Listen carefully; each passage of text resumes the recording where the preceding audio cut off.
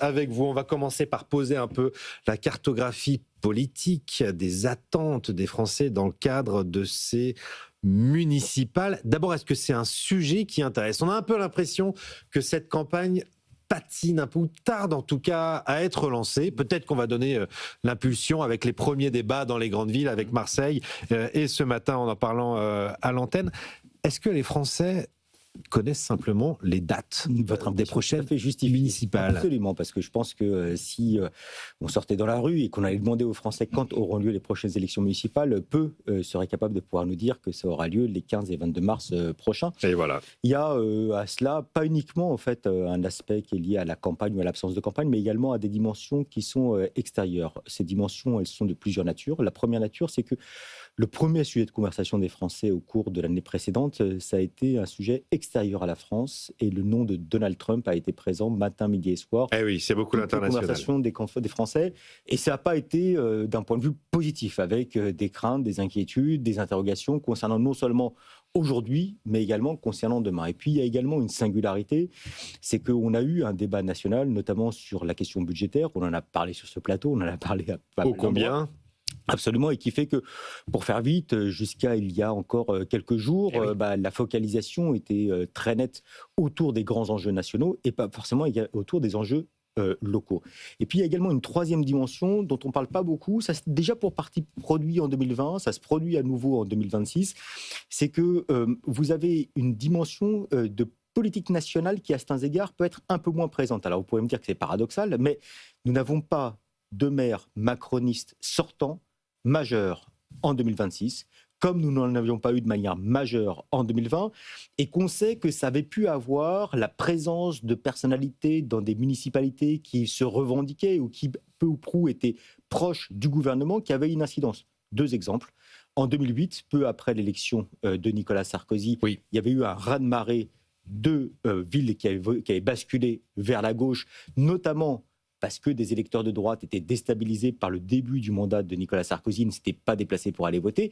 Et le mouvement complètement inverse s'était produit en 2014, avec des villes qui avaient basculé de la gauche vers la droite, notamment parce que des électeurs, 2 ans après l'arrivée de François Hollande à l'Élysée, se sentaient en difficulté de pouvoir, d'une manière ou d'une autre, apporter leur soutien indirect à l'égard de l'exécutif.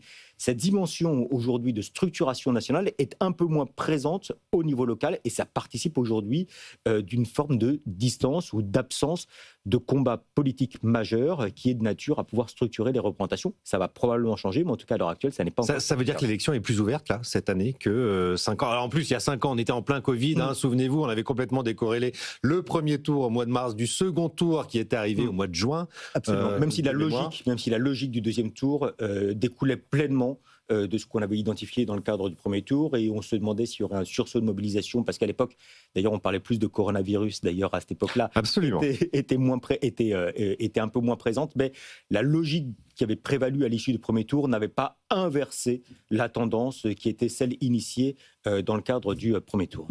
Une dernière question, à quoi s'intéressent les Français ? Les principaux sujets de préoccupation dans le cadre de ces municipales. Les Français sont quand même assez attachés à ces élections. C'est l'élection de la proximité. On va en parler avec vous, Martin Vallée. Alors, ils sont intéressés. Quelles sont les attentes ? Ils sont intéressés. On dit que le maire est souvent l'élu préféré de la part des Français. Pour autant, on dit aussi que c'est l'élu à portée de baffe, régulièrement. Absolument. Ou le plus accessible, celui qui est censé le plus connaître ce que peuvent être les aspirations, les préoccupations de la part de nos compatriotes. Rappelons quand même qu'on a une baisse tendancielle de la participation depuis le milieu des années 80, juste de repères.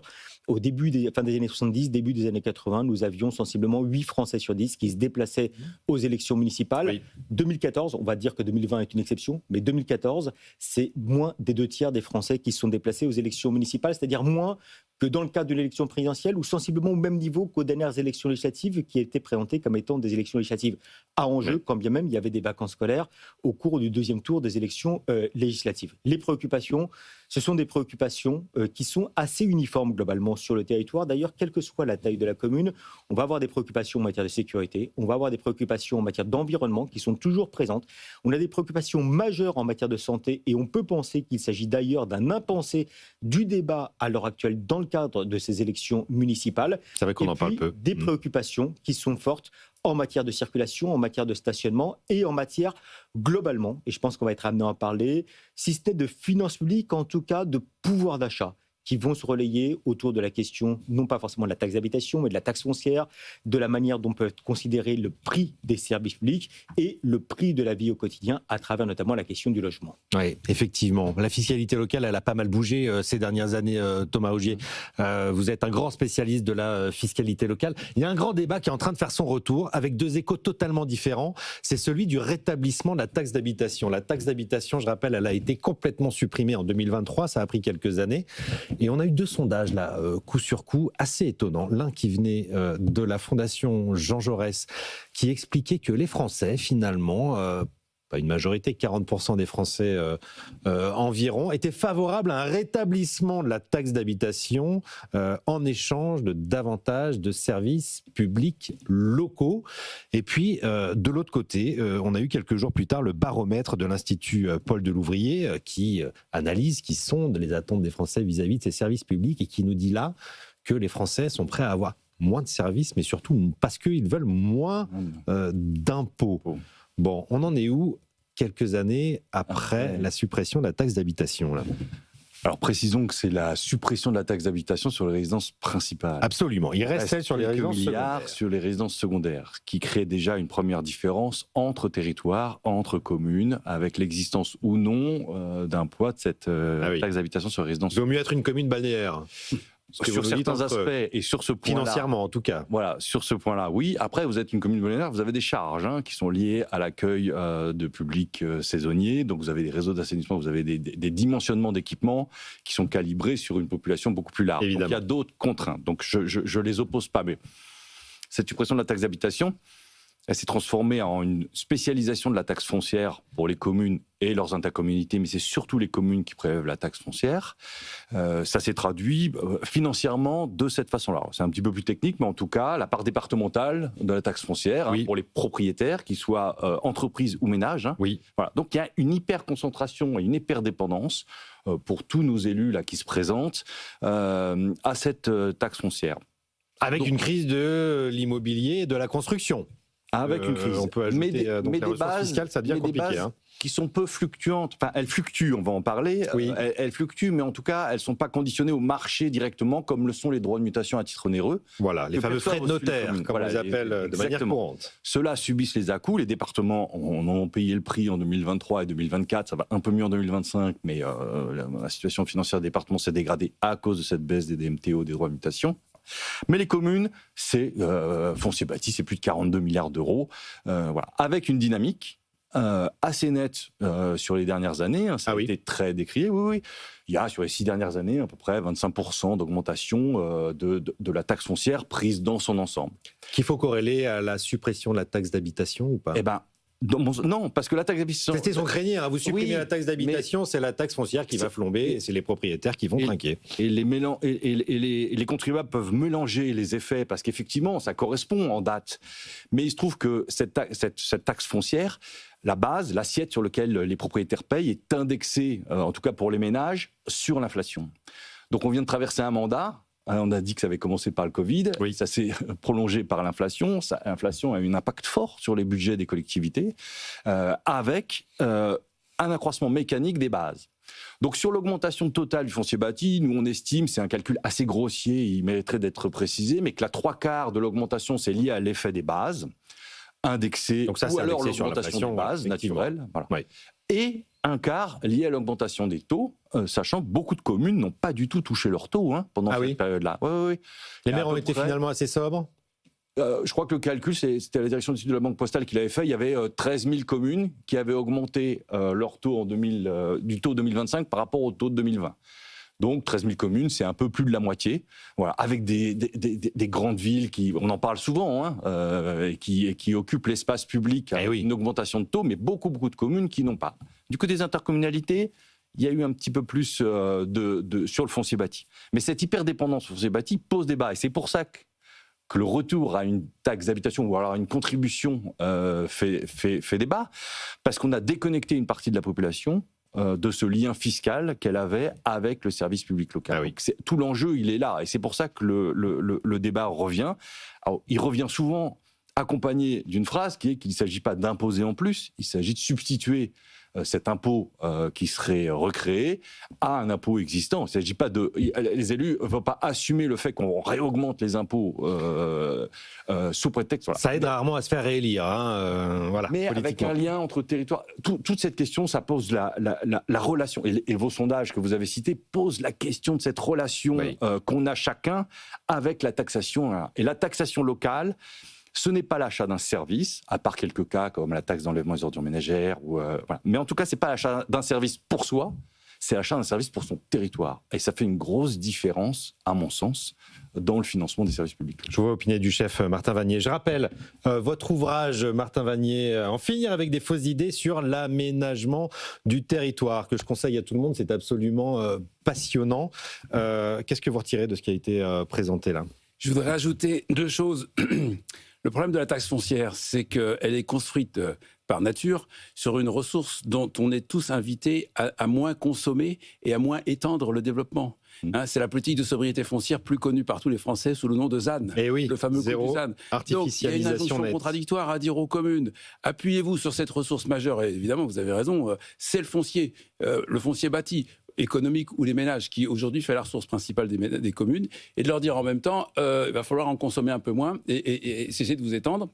Autrement dit, étancher le rendu en question. Donc ça, c'est la première chose. Et la deuxième chose, c'est que moi, je ne suis pas fiscaliste, mais je sais quand même que dans beaucoup de pays d'Europe, la fiscalité dite locale n'est rien d'autre que le partage de la fiscalité nationale. Autrement dit, ce sont des parts de l'IRPP, de l'impôt sur le revenu, des parts de la TVA ou des parts de l'impôt sur les carburants, par exemple.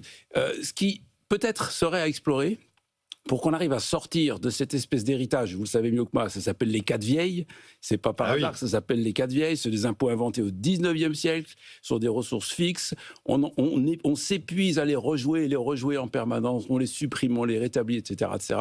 Est-ce que les champs fiscaux de demain ne sont pas ailleurs ? En territorialisant alors, Thomas parce que c'est le gros problème de ces impôts nationaux qui sont redistribués aux collectivités. C'est déjà le cas maintenant avec la suppression de la taxe d'habitation. Oui. Les départements ont perdu le foncier bâti et ils ont récupéré de la TVA. Oui. Ils ont récupéré de la TVA à due concurrence de ce qu'ils percevaient avant. Tout comme les régions qui avaient déjà récupéré de la TVA. Il y a plus de 50 milliards de TVA qui sont consacrés aux services publics locaux, des régions jusqu'aux communes. Mais souvent avec une répartition qui n'est liée qu'au passé, c'est-à-dire qu'à l'existence de recettes antérieures. Donc il faut impérativement corréler cette redistribution de fiscalité avec des éléments liés au local, soit des charges, soit une péréquation, c'est-à-dire soutenir, et c'est déjà le cas, il y a des mécanismes de péréquation qui sont très puissants, soutenir les territoires qui sont en déficit de ressources fiscales naturelles sur leurs assiettes, et par ailleurs développer une équité, tout en tenant compte des efforts que font les collectivités. Il y a l'enjeu industriel. Oui. On parle évidemment du développement de l'industrie en France. Et au même moment... On va glisser vers l'aménagement du territoire, mais c'est évidemment à la base de toute politique d'aménagement du territoire. Mais on désintéresse, sur les dernières années, les collectivités à l'installation des entreprises. En tout cas, on désintéresse fiscalement. Suppression de la CVAE, la contribution sur la valeur ajoutée, et diminution, qui était probablement une très bonne nouvelle, pour les bases industrielles, par 2 en 2021. Oui. Et on désintéresse les collectivités. Et donc là, c'est un enjeu d'aménagement. Donc effectivement, ça rejoint les sujets d'aménagement du territoire qu'on peut signaler. Philippe Gusman, je vous vois prendre des notes. Non, je partage évidemment ce qui a été dit pour la partie que je connais. Je ne suis pas un spécialiste des finances du tout. Mais la question pour moi, alors moi je travaille beaucoup sur les questions de consommation et de commerce. Oui. Une des questions qui me semble importante, c'est je pense que la carte de France est en train de se tordre complètement, et ça a des impacts évidemment j'imagine, sur la fiscalité. Enfin, pour avoir vécu dans différents territoires, je l'ai bien observé, et des impacts sur la consommation. C'est-à-dire que juste un chiffre qui moi me frappe, parce que je l'utilise beaucoup dans mes travaux de consommation. Sur les 20 dernières années, on l'a beaucoup dit récemment, la démographie française est maintenant dans une phase plutôt de déclin. Hivernale. Mais sur les 20 dernières années, la population française a fait une croissance de 12%. Dans les 20 prochaines, ce sera plutôt 0 ou 0 moins. Enfin, Donc 12%. Je vais prendre 2 villes, 2 préfectures, une petite, une grande.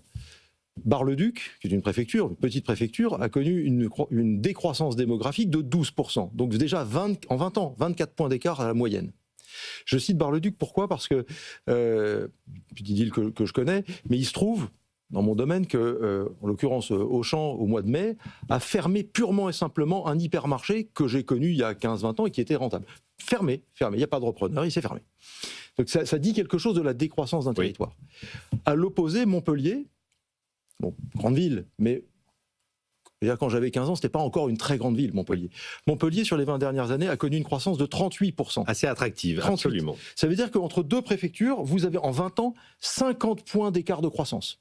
Donc évidemment, vous avez un territoire qui va mécaniquement amener un développement économique, un développement commercial, etc., etc. On pourra le détailler, mais qui forcément va connaître également un développement de sa ressource fiscale, de sa capacité à financer des équipements, des routes, des écoles, des piscines, que sais-je encore. Alors que de l'autre côté, vous avez une ville qui est structurellement dans un schéma de décroissance et qui forcément va connaître de grosses difficultés. À titre personnel, j'ai vécu ça il y a plus de 20 ans, où il se trouve que pendant un temps, je dirigeais un hypermarché à Longwy. Et ça m'avait beaucoup marqué, Longwy, parce que c'est une ville qui, à cette époque-là, faisait une agglomération qui faisait 30 000 habitants, alors qu'à la fin des années 70, à l'époque de la sidérurgie Lorraine, il y avait 30 000 emplois. Donc vous voyez, quand vous avez de la désindustrialisation, et il y a beaucoup de territoires en France qui connaissent ça, et sur les 20 dernières années qui l'ont connu, et on est en train de le subir, vous avez des territoires en France qui vont connaître de fortes décroissances. Encore une fois, quand on était à plus 12, celui qui allait mal, il était à 0. Oui. Quand on est à 0 en moyenne, devant nous, on a des territoires qui vont connaître des décroissances très violentes. Et ça, c'est un enjeu, me semble-t-il, à anticiper pour les municipales et d'un point de vue social qui sont absolument colossaux. On va en parler en seconde partie de l'émission. Je voulais qu'on termine sur la fiscalité locale. Cette suppression de la taxe d'habitation, Jean-Daniel Lévy, est-ce qu'elle a imprimé dans l'opinion publique ? Est-ce que l'opinion publique a été gré à Emmanuel Macron d'avoir supprimé la taxe d'habitation ? Est-ce qu'elle a vraiment eu lieu ? Parce qu'en fait, en tout cas, on peut vraiment s'interroger, parce que d'un point de vue d'opinion... C'est presque la disparition. D'un point de vue d'opinion, en fait, c'est aujourd'hui absolument un non-sujet. C'est-à-dire qu'en fait, à aucun moment, on nous dit, au moins, il y a eu cette suppression de la taxe d'habitation. Eh oui. Et donc, l'effet... Boucher avalé n'a plus de goût, comme on dit souvent en politique. C'est vrai, l'effet est absolument nul. Ça renvoie quelque peu à ce qu'on avait pu voir après la suppression de la vignette automobile, on se rappelle, qui avait été absolument sans aucun effet sur le comportement. C'était sous Lionel Jospin à l'époque. Absolument, et si je me souviens bien, je crois qu'il n'a pas été qualifié pour le deuxième tour de l'élection présidentielle de 2002, quand bien même il avait... Absolument. Et que c'était un vrai sujet, c'était un sujet dont on parlait longtemps et qui a été un sujet de débat, de confrontation, et il y avait eu cette orientation qui avait été proposée notamment par Lionel Jospin. Peut-être qu'elle n'a pas eu lieu, enfin je suis un peu caricatural, mais en tout cas d'un point de vue d'opinion, elle n'a pas eu lieu, parce que quand on les interroge, quand bien même il n'y a pas eu d'évolution de la fiscalité locale à proprement parler, quand bien même il n'y a pas eu d'augmentation d'impôts, même de taxes foncières, quand vous interrogez les électeurs, c'est ce qu'on fait de manière assez fréquente, que ce soit en début de mandat, en milieu de mandat ou en fin de mandat, les électeurs nous disent, si, il y a eu augmentation des impôts. Alors pourquoi ? Parce qu'ils mettent dans un grand ensemble tout ce que vont être leurs contributions. Donc ils vont parler des transports, ils vont parler du prix de la piscine, du prix du logement potentiellement, du prix de la taxe foncière lorsqu'on est soumis à la taxe foncière. Ils vont nous parler de l'accès à différents services publics ou services au public, donc de tout ce qui relève peu ou prou d'une collectivité locale, sans qu'on sache véritablement est-ce que cela relève de la commune, de la structure intercommunale dont on ne parle pas beaucoup, mais qui aujourd'hui a un rôle qui est un rôle en plus extrêmement pratique pour un certain nombre de maires qui vont dire c'est pas nous. Et oui, ça permet d'accuser l'échelon au-dessus. C'est un peu comme l'État par rapport à l'Europe. En général, quand il y a un problème, c'est la structure intercommunale. Quand il y a un problème, c'est l'Europe. Et quand ça va bien, c'est la commune ou éventuellement c'est la couverture à soi. Exactement le même type de registre qui existe. Donc en fait, il y a une forme de mélange qui est effectué avec la perception que globalement, d'une manière ou d'une autre, on ne voit pas en tant que consommateur, pas uniquement en tant que citoyen, mais en tant que consommateur, les effets à proprement parler. Ça rejoint également l'idée d'une suspicion en plus initiale. C'est-à-dire que d'une manière globale, lorsque l'État dit « vous inquiétez pas, on va supprimer un impôt local, mais il va être remboursé à l'euro près », personne n'y croit. et que d'une manière globale, les élus, on se souvient des associations d'élus qui ont énormément les élus ne se privent pas exactement initialement en disant vous nous faites l'histoire, vous nous la faites de manière systématique, et qui plus est, en fait, sans parler de la question des dynamiques, mais en parlant de l'existant, un doute qui vient percoler les Français lorsqu'on est amené à les interroger. Alors que c'est vrai, non avec Thomas Rougier, ça a été remboursé à l'euro près et ça progresse chaque année, la compensation de l'État. À l'instant T, les compensations sont souvent assez proches. Donc assez proches, et on est souvent à l'euro près quand même, etc. Là, dans ce cas-là, la taxe d'habitation. Et après, c'est l'histoire. Là, on vit en ce moment une loi de finances 2026, dans son sein pour les collectivités. Je ne vais pas faire technique, mais elle prélève 2 recettes qui sont liées à de la fiscalité professionnelle perçue par les collectivités locales. Une liée à la réforme, la suppression de la taxe professionnelle à l'époque. Donc, vous voyez, 15 ans après, 15 ans, ça a commencé, mais on est en train de rogner cette dotation de compensation sur la réforme de la taxe professionnelle, qui était une partie de la compensation. Et il y a une autre mesure sur la diminution des bases industrielles qui avait été compensée plutôt assez bien par l'État, et qui date de 2021 et qui est remis en cause. On va aller prélever 20% de cette compensation qui est versée aux collectivités. Donc, dans l'esprit... Je ne sais pas si vous dites dans la population, ça je ne sais pas, mais en tout cas, chez les élus locaux, il y a cette suspicion qui est ancrée, elle n'est pas liée à ce gouvernement, elle est ancrée dans on finit par nous la faire à l'envers. Oui, une persistance rétinienne. Donc l'affaire de la taxe d'habitation, mais il y a le contexte si les contribuables localement l'ont oublié, chez les élus locaux, on s'en souvient encore. Martin Vanier. Pire que la perte de pouvoir fiscal, je trouve que de l'entente des élus, il y a l'incertitude sur l'exercice budgétaire. À la limite, on leur dirait d'une façon fiable sur plusieurs années, sur le PPI des 6 ans d'un mandat, le plan pluriannuel d'investissement. Oui. Bon, effectivement, vous n'avez plus le levier fiscal parce que vous n'avez plus les marges de manœuvre pour les raisons que vous avez dites, ça s'est transformé en dotation. Mais on vous garantit sur l'exercice politique qui est le vôtre les ressources suivantes.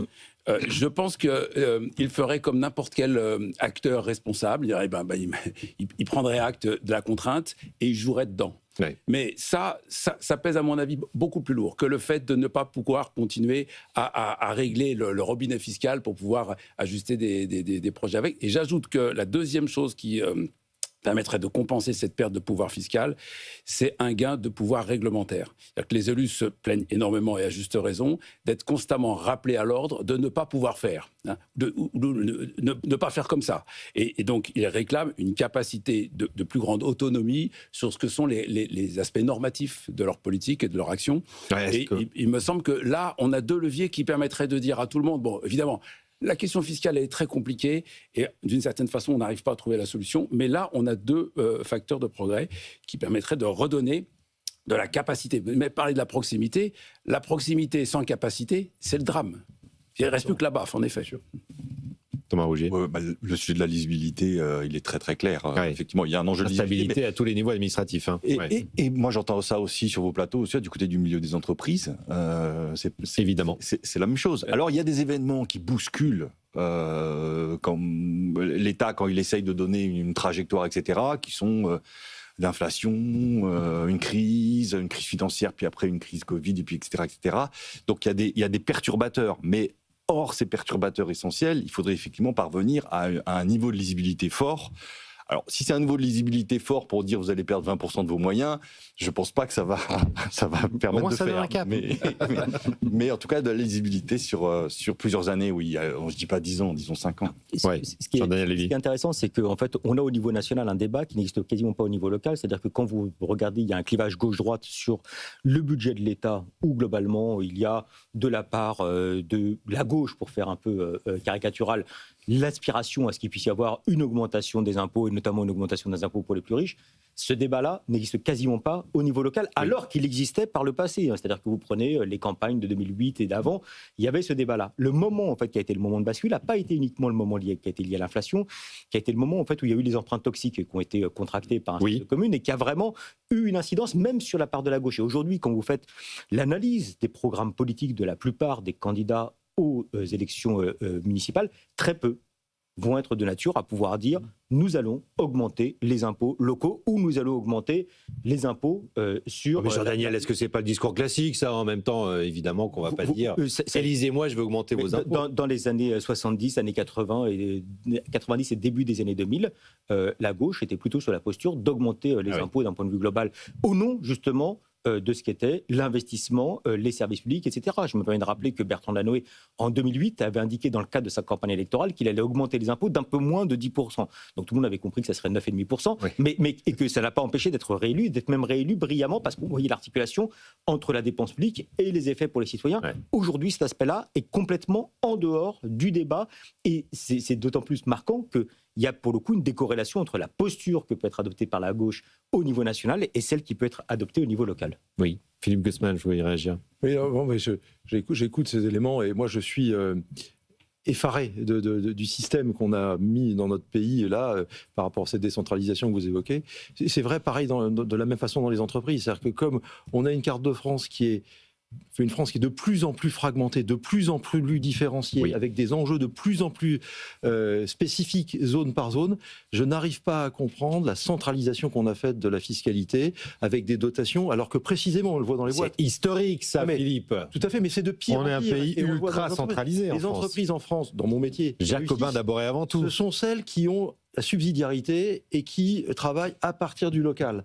Et quand on fait l'inverse, on se crache. Et je pense qu'il faudrait au contraire, c'est un point de vue très personnel, au contraire, que les collectivités aient la liberté de leurs ressources fiscales et que le meilleur gagne. Et elles sauront l'adapter à leur environnement. Mais le système des dotations nous freine en fait. L'adaptation nécessaire des collectivités à la réalité démographique, économique doit être de plus en plus rapide. Ça ne peut pas se faire depuis Paris.